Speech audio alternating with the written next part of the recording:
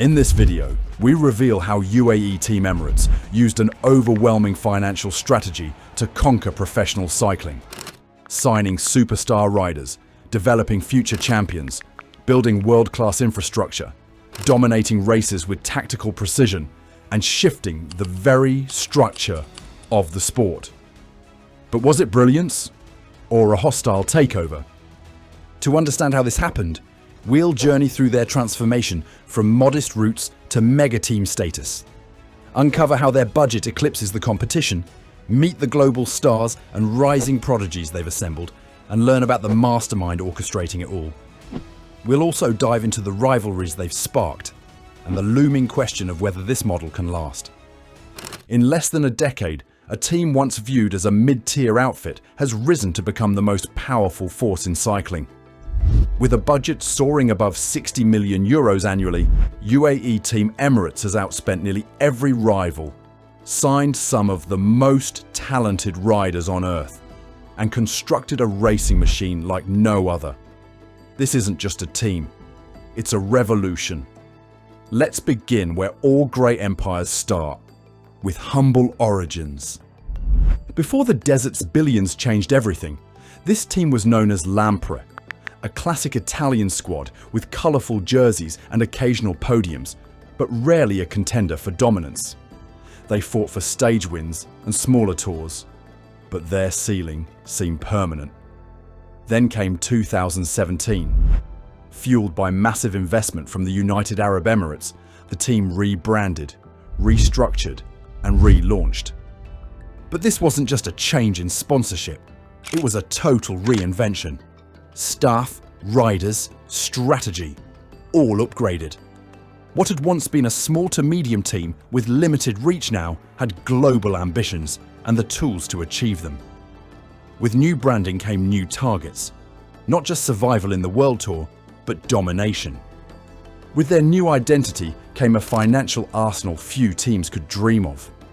By 2024, UAE Team Emirates operated with an estimated 55 to 60 million euro budget, double what traditional outfits like Movistar or AG2R manage, and even more than heavyweight rivals like Visma Lease Bike or Ineos Grenadiers.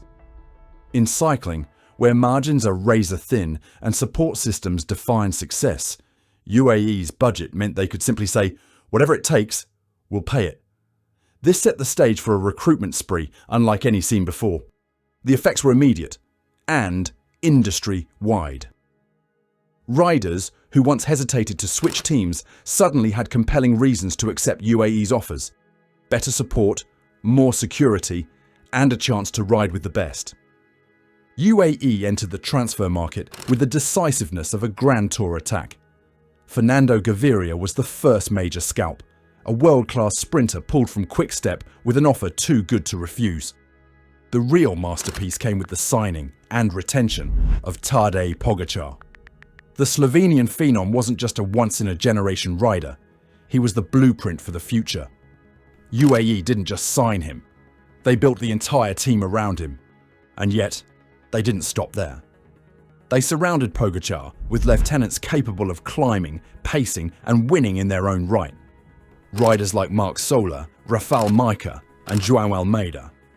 This was not a team with one leader and many servants. It was a collective of killers, each capable of taking a Grand Tour stage, or even the GC if called upon. But they weren't only chasing victories, they were building infrastructure, culture, and depth. Alongside the stars came a cadre of specialists, nutritionists, aerodynamicists, sports scientists. UAE was laying the groundwork not just to win races, but to define how racing would be done. They invested in custom team buses, chartered flights, altitude camps, and luxury accommodations. But this wasn't extravagance, it was strategy. Every detail, from sleep cycles to power output, was measured and optimized. Personal chefs ensured nutrition matched performance demands. Medical staff monitored health markers in real time. And training? It happened in state-of-the-art facilities where every kilometre was recorded, analysed and fed into race simulations. Their pre-season training blocks became legendary. Carefully scheduled high-altitude camps, one-on-one coaching, and race-specific testing gave them an edge even before the racing began. Riders entered the season not just fit, but finely tuned machines, precision-built for their objectives. This wasn't cycling as we knew it. This was high-performance sport engineered to perfection, and the results began to show on the roads of Europe.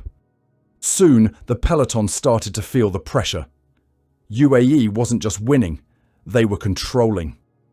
With Pogačar at the helm, the team captured multiple Tour de France titles, smashed mountain stages, dominated time trials, and dictated the tempo of entire races. Fernando Gaviria added stage wins and sprint points across the calendar, while the rest of the roster played their roles with surgical precision. It became a familiar pattern. UAE sets the tempo, suffocates breakaways, and then unleashes their leader at the perfect moment. Their team time trials were masterclasses in pacing. Their mountain trains were relentless. It wasn't just about strength, it was about system. Commentators coined the term mega team. They weren't exaggerating. And while their current stars were thriving, the team was already planning for the next generation. Enter the prodigies. Juan Ayuso, the Spanish sensation, joined UAE as a teenager. With a racing brain beyond his years and a climbing pedigree that echoed the greats, Ayuso was quickly positioned as Pogačar's eventual heir. But then came Isaac del Toro, a young Mexican talent who took the cycling world by storm with a Giro stage win in his debut and a flair for the unexpected. These weren't one-off talents. UAE signed them young, trained them hard, and surrounded them with the same resources as their stars.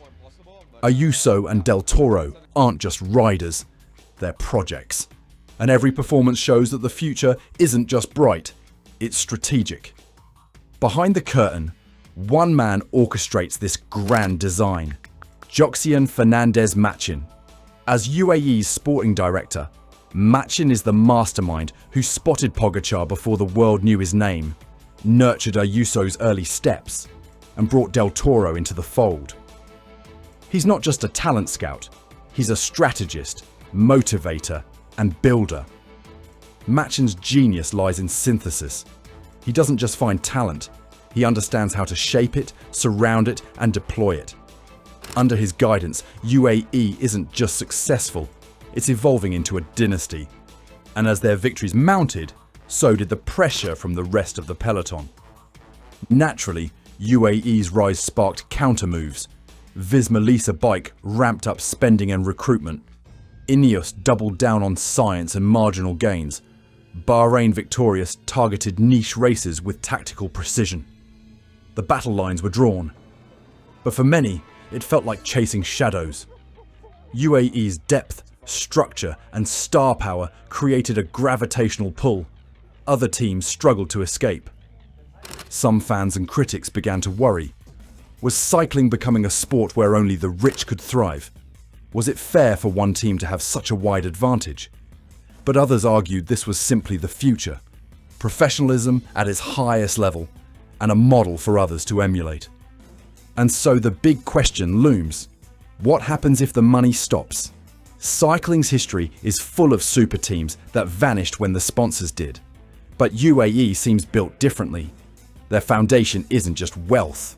It's planning, development, and culture. Still, no empire lasts forever.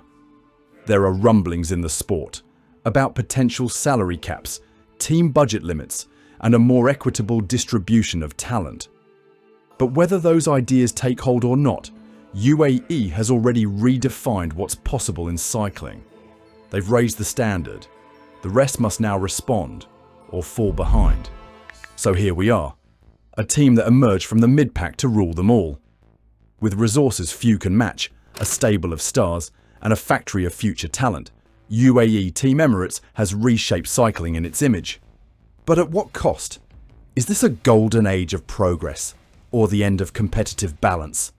Are we witnessing innovation or domination? That's for you to decide. Let us know your thoughts below.